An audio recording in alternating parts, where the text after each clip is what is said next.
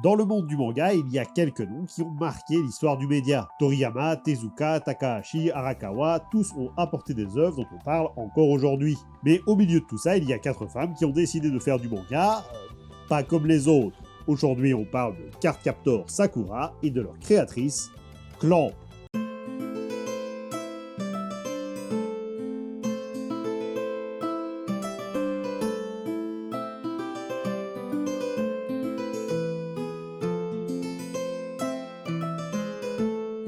Bon bah, c'est le milieu des années 80, les japonais s'arrachent les magazines pour découvrir les aventures de Sangoku, Ryosaema, Seiya ou encore Magical Emi pour le public féminin. Et à côté de ces super productions, loin des rues de Tokyo, à Osaka, un groupe de 11 femmes vont décider de se lancer dans le doujinshi. Pour ceux qui ne le savent pas, le doujinshi c'est un manga autoproduit loin des gros éditeurs. En résumé, c'est le manga indépendant. Et c'est pas parce que c'est indépendant que ça veut dire que c'est nul. Monkey Punch, le créateur d'Edgar de la Cambriole, il a commencé dans le doujinshi. Ken Akamatsu de Lovina, lui, il en fait toujours. Bref, Osaka 1985, on peut découvrir des doujinshi de Senseiya ou de JoJo's Bizarre Adventure, écrits par notre collectif, et... Bon bah on va pas se mentir, y a rien qui va. Et vas-y que je démonte les personnages bien aimés, que je te foute du sous-texte, des choix moralement douteux, elles y foutent même du LGBT. Ouais, alors, y a rien qui va pour l'époque. Moi, personnellement, ça me dérange pas. Peut-être, mais quand même, quand on fait du doujinshi, y a des codes, on les respecte. Sauf qu'il y a un problème. Le public aime bien. Clairement, il y aura un avant et un après dans le monde du doujinshi. Le souci, c'est que copier les œuvres des autres, ça va un temps. Et en 1987, le groupe décide de créer sa propre histoire, baptisée RG Veda, qui verra une publication 2 ans plus tard, signée de leur nouveau nom, Clamp. Au passage, on en a déjà perdu 4 dans l'aventure, elles ne sont plus que 7 à bosser dessus. Voilà, donc RG Veda, qu'est-ce qu'on peut dire dessus? Bah, c'est comme pour tout le reste. Vas-y que ça t'explose les codes de l'époque. On redéfinit les normes, on fait des persos que t'as jamais vus avant, même les genres, ça ne veut plus rien dire. Habituellement, les japonais font une distinction suivant le public cible. Il y a les mangas pour garçons, pour filles, pour jeunes hommes et pour jeunes femmes. J'ai jamais compris l'intérêt de diviser comme ça, mais c'est ce qu'ils font. À titre purement personnel, j'ai autant regardé les Chevaliers du Zodiac que Sailor Moon, Olive et Tom que Jeanne et Serge, Max et compagnie que Lucille Je t'aime, sans jamais me poser la question de savoir si j'étais le public cible. Sauf peut-être pour Lucille Je t'aime. Là, je pense que j'étais pas le public. Ou alors c'est juste pas bien. Eh ben, cette histoire de public cible, quand on s'appelle Clamp, on la regarde droit dans les yeux et on lui dit « on s'en tamponne le coquillard ». Et l'un des meilleurs exemples, c'est sans doute Cardcaptor Sakura. Déjà, avant de parler de Sakura, on est obligé de faire ça.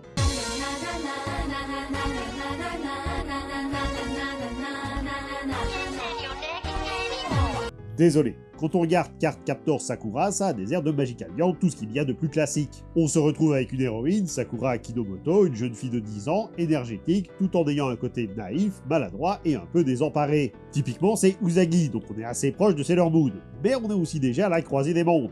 Petit aparté Magical Girl. On va faire vite parce qu'on pourrait faire une vidéo de 4 heures sur le sujet, tellement c'est passionnant. On note, on note.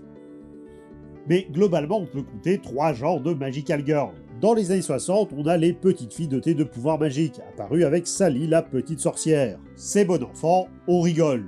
En 73, Cutie Honey va introduire un élément qui est devenu presque central, la transformation avec un objet, instaurant ainsi des Magical Girls qui ne sont plus magiques par essence. Ce qui fait qu'en 1991, Naoko Takeuchi, elle voit d'un côté les Magical Girls et de l'autre les Super Sentai. Et là, elle se dit « Bon Dieu, mais c'est bien sûr !» On avait donc l'objet pour se transformer, on a maintenant les gros méchants pas beaux à combattre, c'est l'arrivée des Magical Girls guerrières. Et pourquoi est-ce qu'on vous raconte tout ça? Eh ben parce que là où la majeure partie des Magical Girls s'enfonce dans ce modèle telle une locomotive bien huilée sur les rails de la recette bien ficelée, et je sais pas où je vais avec cette phrase, Clamp, elles disent merde. Sakura, elle affronte bien des monstres, mais elle est toute seule pour le faire, alors que la mode était aux équipes. Monstres, et encore faut le dire vite, dont on va parler, parce que là aussi il y a un bug dans la matrice. Elle a un objet, mais qui ne sert absolument pas à se transformer, et même au-delà de ça, au début de la série, elle n'a pas forcément de pouvoir magique. En tout cas, c'est pas au centre de ses combats. Elle a tout d'une Magical Girl, mais en même temps, tout est mélangé. En d'autres termes... L'engin est révolutionnaire dans ses caractéristiques, mais résolument classique dans sa conception. Et Magic Lamp oblige... tout fonctionne. Au-delà de ça, le manga met beaucoup plus l'emphase sur la capacité de notre héroïne à donner son amitié, que ce soit à des étrangers, des rivaux ou de vagues connaissances. C'est presque comme si le manga, il parlait d'amitié plus que d'affronter ses adversaires. Comme dans Les Chevaliers du Zodiaque, qui est un shonen, bordel. Sauf que contrairement à Senseiya, Sakura n'est pas une orpheline. Enfin, pas totalement, vu qu'elle n'a qu'un seul parent, Fujitaka, son père. Le genre de père qui est adorable, ne s'énerve jamais. Sa mère, de son côté, est décédée de raisons inconnues avant le début de l'œuvre. Clamp n'a jamais réellement donné de détails, si ce n'est qu'elle est morte de maladie. Ce sont des personnages qui sont assez effacés dans l'histoire, mais il y a quand même un détail à dire sur eux, et sur les fleurs. La fleur préférée de Fujitaka, c'est le Yekomin, en japonais, Nadeshiko, soit le nom de sa femme. Et de l'autre côté, la défunte mère a 3 fleurs préférées. Wisteria, qui se dit Fuji en japonais, comme son mari, les 2 autres étant la fleur de cerisier, Sakura, et la fleur de pêcher qui se dit Tuya, le frère de Sakura. Tuya, c'est le grand frère qui sert de grand frère. D'un côté, il sait se montrer très protecteur envers sa petite sœur, et de l'autre, il adore la faire enrager. Mais ce qui est important avec lui, c'est surtout son ami, Yukito Tsukihiro. Ou plutôt, devrais-je dire, son petit ami. Alors, c'est pas la première fois qu'on a un couple LGBT dans les Magical Girls, Sailor Moon l'avait déjà fait avant.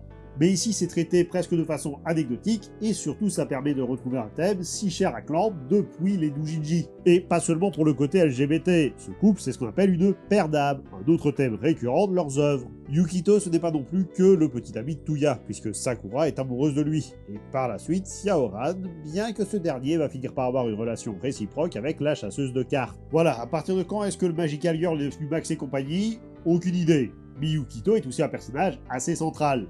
Oui, mais pour ça on va devoir parler un peu de l'histoire. Et on ne peut pas parler de l'histoire sans parler de Nanase Okawa. Nanase Okawa, c'est un peu la chef du groupe de 4, parce qu'elles ne sont plus que 4. Et je suis désolé par avance pour tous les fans de ce genre de partie, il n'y aura pas vraiment de biographie. Et vous savez pourquoi?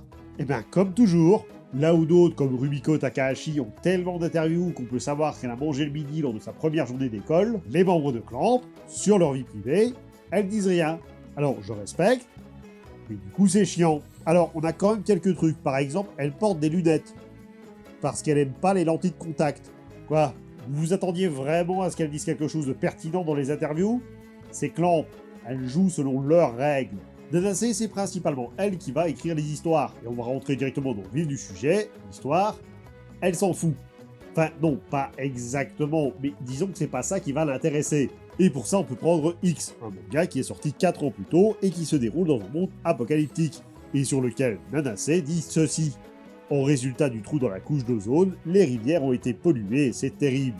Mais à part vous dire ça, je ne sais pas trop quoi vous dire d'autre. En gros, oui, l'événement est terrible, mais qu'est-ce que tu veux que j'y fais? Apprendre le présent du subjonctif, ce serait déjà pas trop mal.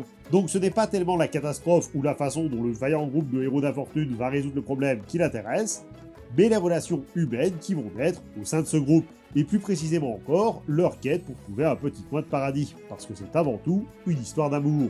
Un thème qu'on avait déjà vu avec les Pères d'âme, mais qui est aussi présent dans énormément d'œuvres du collectif. Et attention, ici il n'est pas question de parler de l'amour règle tous les problèmes. Le thème ici c'est plus vite, quelles que soient les adversités, l'amour finira toujours par apparaître, sous une forme ou sous une autre. Et ça n'empêche pas d'avoir d'autres thèmes. Prenez Chobit, l'histoire d'Hideki qui se trouve une femme robot dans une ruelle, soit une histoire qui pourrait très vite mal tourner. Mais malgré tout, ça va quand même simplement parler d'amour, mais aussi du fantôme dans la machine, et quelque part, de l'âme des robots. Thème de l'âme qui est aussi dans Sakura, mais sous forme de réincarnation, et qui sera également présent dans Tsubasa Réservoir Chronicle. Oui, mais là tu vas un peu plus vite que la musique, parce qu'à tout ça va se rajouter une forme de destin, déjà avec les pères d'âme qui sont voués à se retrouver quoi qu'il arrive, mais aussi avec Itsuzen, un concept qui a été inventé et qui coïncide avec cette idée de destinée. Il n'y a pas de coïncidence dans ce monde, il y a Kitsuzen.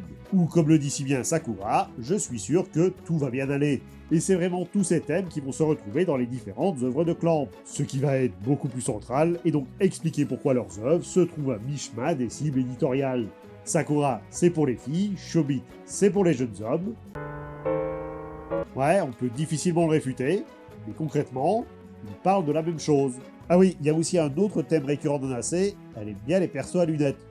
Mais je sais pas ce que ça raconte. À part peut-être son dégoût pour les lentilles de contact. Ce qui fait que Cardcaptor Sakura, qui a des airs quand même de trucs bien girly, le personnage principal, c'est un sommet de cliché sur ce point. Il a une histoire qui est quand même bien différente de ses rivaux de l'époque. Et du coup, l'histoire. Un jour, alors qu'elle était dans la bibliothèque de son père, Sakura a découvert un livre d'où sort une créature marseillaise. On en parlera un peu plus après de la bestiole. Et en libérant cette créature, le sceau du livre a été brisé, faisant s'échapper dans la nature les cartes de Claw et annonçant un terrible fléau. La peluche offre une clé / sceptre magique à Sakura avec une mission très simple. Va chercher les cartes pour empêcher le fléau. Voilà, maintenant on passe à Yu-Gi-Oh! Le bingo est presque complet. Ce qui fait que les monstres de Sakura, c'est juste des cartes de tarot, pas une grande menace qui voudrait conquérir le monde pour le compte des ténèbres. Les cartes sont le plus souvent des menaces, plus par instinct que par volonté. Elles ont leur propre tempérament, mais on ne peut pas forcément dire qu'elles sont bonnes ou mauvaises. Ce ne sont que des concepts. Le nombre de cartes, il varie selon le média. Le manga n'en a que 19, alors que l'anime et les films font monter ce nombre à 53. Ces 53 cartes, elles sont répertoriées en plusieurs catégories, la première étant le soleil ou la lune. Puis elles sont divisées soit par leur élément, eau, feu, air, terre, soit par leur attribut, lumière et ténèbres. Avec 9 cartes sous chaque élément et 8 sous chaque attribut, ça nous donne bien 52 cartes. Merde. Il en manque une. En réalité, la dernière carte, c'est le néant, qui appartient à sa propre catégorie. Ces cartes, elles ont été créées à partir d'une magie particulière, ou plus vite deux. En effet, Claw Lee, le créateur des cartes, a utilisé à la fois de la magie occidentale et de la magie orientale, chacune étant liée d'une certaine manière au soleil ou à la lune. Et d'ailleurs, si dans le manga toutes les cartes humanoïdes sont des femmes, c'est parce que Claw est un homme et quitte à décider des trucs vaguement humains, autant que ce soit des femmes. Chacune de ces cartes peut être utilisée pour combattre les autres cartes, mais uniquement si on en est propriétaire. Et comment est-ce qu'on en est propriétaire? Dans un second temps en signant la carte et avant ça en la capturant lors d'un combat. Et on rajoute du Pokémon dans le merdier au point où on en est. Et quand on dit capturer, c'est pas envoyer son Pikachu faire une attaque éclair. Ici, l'accent est bien plus mis sur comment comprendre le phénomène auquel on fait face que de réellement le vaincre. Il existe deux entités pour contrôler les cartes, une liée au soleil et une à la lune, ce qui nous donne la mascotte de la série. Et... ok, petit arrêt, Clamp et les mascottes. Alors, on va pas partir sur l'historique des mascottes dans le manga parce que... non, mais la mascotte dans un manga, elle a bien souvent une fonction, celle d'être le point un peu mignon et humoristique de la bande. Alors, parfois ça marche, et parfois c'est détestable. Et vous commencez sans doute à voir le schéma qui se dessine, les mascottes de Clamp, elles sont pas mignonnes et elles sont pas humoristiques. Enfin, si, le petit chaton, il est mignon, et le fait que la version française le fasse parler avec des expressions provençales, c'est très drôle. Mais on va pas les réduire qu'à ça. Bien souvent, chez Clamp, la mascotte, elle a aussi un rôle de mentor. C'est elle qui va guider, lui apprendre les règles du monde, et bien souvent la foutre dans la merde. Prenons par exemple Mokona. Est-ce qu'il est mignon? Oui. Est-ce qu'il n'est que ça? Non. On est là face au créateur du monde. Pour un croisement entre un lapin et un oreiller, c'est pas trop mal. Mais il est aussi responsable de la solitude du pilier de son univers, afin qu'il puisse consacrer tout son être au bien-être du monde. Mokona qui devient par la suite un peu la mascotte de Clamp, en plus d'être le nom d'une des membres du collectif. Mokona à papa. Ce qui sera aussi le cas de Monsieur Lapidou. Oui, de base, il a un nom de peluche. Une mascotte qui est apparue pour la première fois dans un visuel de Miyuki-chan in Wonderland sous plein de formes. Mais c'est dans le manga Wish qu'il prendra son rôle de mascotte clampienne. En vrai, presque mascotte. À son apparition, il est juste le messager du ciel. Son statut de mascotte, il arrivera dans le clip qui accompagnera l'édition Wish Givebox. En plus de ce rôle de mascotte, future mascotte. Future mascotte, c'est par ses actions qu'il va foutre le bordel, en voulant ramener de force l'ange descendu sur Terre. Et non, je vais pas faire un résumé complet du manga. Ce qui continuera de la même manière avec les incarnations suivantes. Tiens, attention, la musique, pas plus vite on a dit. Non mais c'est important quand même. Oui, mais on va y arriver. Tout ça pour dire qu'après nous avoir fourni des shoujo aux allures de seinen, un magical girl qui est plus centré sur les émotions que sur sauver le monde, et des adversaires qui ne veulent pas le détruire, Clamp nous rajoute des mascottes, qui sont pas juste des mascottes. Donc dans Sakura, on a Kero, de son nom complet, Kerobero. Alors, il est mignon, il est drôle, mais est-ce qu'il fout le bordel? C'est lui qui donne à Sakura la mission de retrouver toutes les cartes. Donc, on peut dire que oui. Cette petite boule de poils toute mignonne, elle a l'apparence d'un chaton sous sa forme de peluche et d'un lion ailé sous sa vraie forme. Mais en réalité, il devrait plutôt être un toutou, parce que Kerobero, croyez-le ou non, ça vient de Cerbère. Et c'est là que c'est quand même bien fait. Comme on l'a dit, les cartes elles ont une origine à la fois de magie occidentale et orientale. Eh bien, Kero, il est lié aux cartes du soleil, du feu, de la terre et de la lumière. Et c'est là que l'explication, elle va être sympathique. Bon, déjà, sa forme de lion, elle fait référence au lion qui mange le soleil en alchimie. Tu crois qu'on devrait lui rappeler qu'on n'a toujours pas fait l'épisode sur l'alchimie? À ce stade, je crois que c'est peine perdue. Mais en plus de ça, le Cerbère, il est lié au soleil, chacune de ses têtes représentant un état de l'astre. Le lever, le zénith et le coucher. Vous vous doutez bien que si on a un gardien de la moitié du deck, on a un gardien de l'autre moitié. Yue. Yue, ce n'est pas une mascotte. Il n'est pas spécialement drôle, pas spécialement mignon, et il n'incite pas une gamine de 10 ans à se mettre dans des situations dangereuses. Si Kero est le sélectionneur qui va décider à qui va revenir la lourde tâche de récupérer toutes les cartes, Yue est le juge qui va challenger le choix de son compagnon. On est donc face à un miroir entre les deux personnages, et en tant que miroir, il est bien entendu lié à la lune. Il a donc avec lui les cartes de l'eau et de l'air, ainsi que celles des ténèbres. A noter que chacune des cartes est effective contre l'autre gardien, donc l'eau et l'air contre Kero, le feu et la terre contre Yue. Mais alors, vu qu'on a un Cerbère lié au soleil d'un côté, est-ce qu'il y a aussi une explication pour ce personnage à la gueule d'ange? Littéralement, c'est un humain avec des ailes. Ben, Yue en chinois, ça veut dire lune. Et c'est tout? Ouais. Alors, à la limite, il y a son autre forme. Oui, donc, comme pour Kero qui a sa forme de peluche mascotte, Yue a aussi une forme humaine, et ça va nous permettre de reboucler sur le personnage qu'on a abandonné plus tôt. Non mais, le détour il a duré 10 minutes quand même. Son autre forme n'est autre que Yukito Tsukishiro, le petit ami de Tuya et dont Sakura est amoureuse. Et en réalité, elle n'en est pas réellement amoureuse, c'est juste une attirance due à Yue et son lien avec les cartes et son rôle de future gardienne. D'ailleurs, sa véritable forme peut être devinée assez vite. En effet, il y a plusieurs cartes sous sa protection qui refusent d'attaquer Yukito. Et là, son nom fait plus de sens. Yukito, ça veut dire lapin des neiges. Tsukishiro, le château de la lune. Lapin, lune, le lapin sur la lune, vidéo. Notez bien qu'on a des références à deux créatures mythologiques dans leur nom. Une qui vient de l'Occident, une qui vient de l'Orient, histoire d'encore un peu plus marquer leur différence. En réalité, ces gardiens des cartes ne sont pas les deux seuls. En effet, Claw Reed, le papa des cartes, finira par se réincarner sous les traits d'Eriol Hiragizawa. Et avec, forcément, deux nouveaux gardiens. Spinel Sun, qui tient plus de la panthère, et Ruby Moon, le pendant du Wei. Et dans leur cas, leurs noms n'ont pas de signification, si ce n'est qu'ils font référence à des pierres précieuses. Et ce sont plus des gardiens d'Eriol. En effet, ils ont été créés pour le protéger des deux autres gardiens qui sont maintenant du côté de Sakura. En plus de ces gardiens, une Magical Girl se doit d'avoir des alliés, et on va commencer par son amie et couturière de toujours, Tomoyo. Et donc les graphismes. Prenons des mangaka classiques. Ça c'est Rinno Kakero, ça c'est Senseiya, tous deux écrits par Masami Kurumada. Ça c'est Dragon Ball, ça c'est Dragon Quest. Il y a sans doute un détail que vous devriez tout de suite remarquer. C'est que le style, il change pas trop. L'auteur de manga, il a un trait, et toutes ses œuvres ont des similarités. Et donc, Clamp, qui fait plein de mangas différents, bien entendu qu'elles vont changer de style à chaque fois. Ça en est même paradoxal. Les thèmes sont universels, mais pas les dessins. Alors, comment est-ce qu'on va définir leur style? On va dire un savant mélange entre complexité visuelle et narration émotionnelle. Prenons RG Veda par exemple, leur premier manga. On peut définir les dessins comme ayant des proportions étirées, des cheveux flottants et des costumes ornés. Tout ça c'est bien joli, mais c'est pas encore leur forme finale.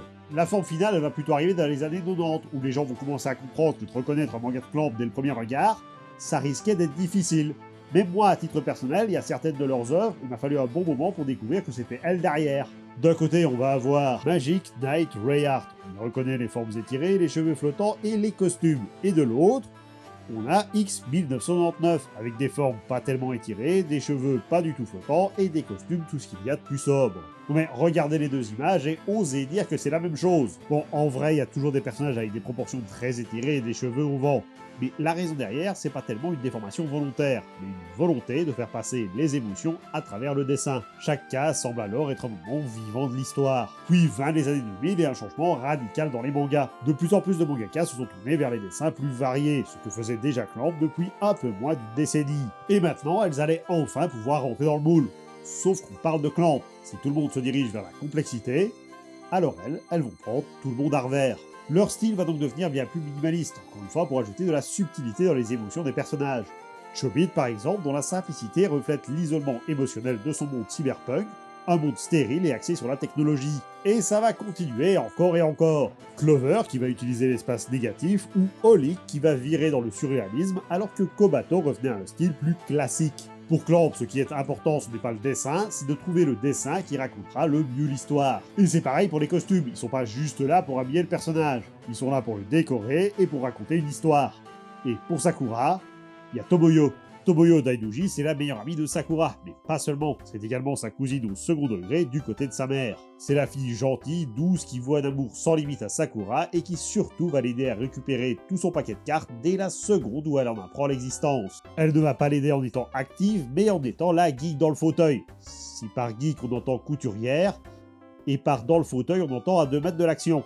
Ce qu'il faut savoir, c'est que sa famille, niveau thune, ça va. Donc déjà, elle va offrir à Sakura divers objets qui devraient coûter une blinde. Comme par exemple des téléphones. À cela, on peut rajouter que si Sakura a bien un bâton magique qui lui sert pour invoquer les cartes, il lui manque le costume et la scène de transformation qui va avec. Et vu que ça ne fait pas très sérieux une guerrière qui se bat dans une tenue lambda, elle se met dans l'idée de lui confectionner divers costumes qui changent à chaque épisode. Ce qui recoupe avec ce qu'on disait plus tôt. Les costumes de Sakura, ils sont pas juste là pour faire joli. Déjà, ils sont bien souvent extravagants, mais surtout, ils vont caractériser les personnages, que ce soit Tomoyo, ou même la chasseuse de cartes qui préférait quand même faire son boulot dans la fameuse tenue lambda. Et enfin, comme dernière action en tant que sidekick, elle va jouer les caméramans pour filmer les exploits de son ami.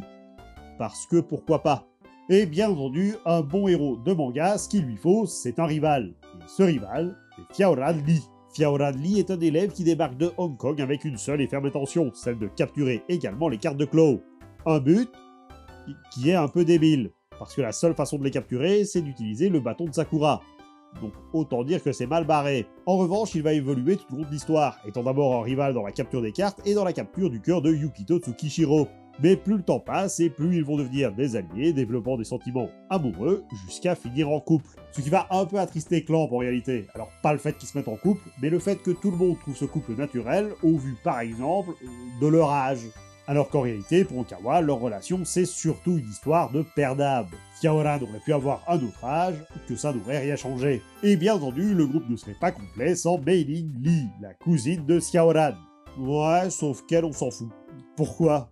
Parce qu'elle n'existe pas dans le manga, c'est une invention de l'anime, donc on peut oublier le côté chelou des cousins qui veulent se marier. Alors, on l'oublie mais pas complètement, parce que Tomoyo, dans le manga, elle est quand même vachement amoureuse de Sakura. Et leur amour, à Sakura et Xiaoran, il va même dépasser leur manga d'origine. Rappelez-vous des âmes qui vont par paire, ben elles ne vont pas par paire que dans un seul univers. Parce que si on doit ramener un dernier point sur Clamp, c'est que leurs thèmes sont récurrents, mais leurs personnages aussi. Prenons Mokona par exemple. Ok, mascotte de son manga. Ben, on la retrouve en double dans d'autres mangas, sous les noms de Largue et Sol, chacun issu d'une rune, respectivement la lune et le soleil. Monsieur Lapidou aura également droit à un caméo dans Cardcaptor Sakura. Mais surtout, dans un de leurs mangas, Tsubasa Reservoir Chronicle, on y retrouve 2 héros bien connus, Sakura et Xiaoran. Alors, ce sont pas les mêmes que Cardcaptor Sakura, ce sont de tout nouveaux persos, mais en même temps, ce sont les mêmes. Ils ont le même nom, la même tronche et le même lien. Le truc amusant, c'est que Tsubasa, c'est un shonen, donc ce couple-là, ils ont été les personnages principaux, et d'un shoujo, et d'un shonen. S'il fallait encore une preuve que Clamp s'en fout, et on va pas le préciser plus que ça, mais ce sont pas non plus les 2 seuls personnages qui reviennent dans le manga. Mais en plus, Tsubasa, c'est même pas un manga, c'est qu'une moitié de manga. J'en ai marre. En parallèle de la sortie de ce manga, sort Holic, avec 2 histoires qui se parasitent. En plus d'être un shonen et un seinen, donc c'est même pas la même cible éditoriale. Alors, soyons clairs, le multivers dans les mangas, c'est pas quelque chose de nouveau, déjà rien qu'à l'époque, il y avait quelques essais. Mais ici, c'est chirurgical. Comme on l'a dit, les 2 mangas, ils sortaient en même temps, et les personnages étaient capables de communiquer entre eux, notamment grâce au Mokona. Ce qui veut dire que sur la même publication, on pouvait voir une action dans l'un, et sa répercussion dans l'autre. Et c'est un peu la conclusion qu'on pourrait faire de tout ça. Clamp, dès leur début dans les doujinshi jusqu'à leurs œuvres les plus récentes, ça a toujours été de voir ce que les autres mangas faisaient, et puis décider de pas faire pareil. Ce qui fait qu'au final, ce sont 4 mangaka qui n'ont jamais réellement fait un manga. Je vous remercie d'avoir regardé cette vidéo, et j'espère qu'elle vous a plu. N'hésitez pas à commenter, liker, partager, à vous abonner pour ne manquer aucune des prochaines vidéos. Vous pouvez également me suivre sur les réseaux sociaux. Moi je vous dis à très vite. C'était le Grim Squeaker, pour vous servir.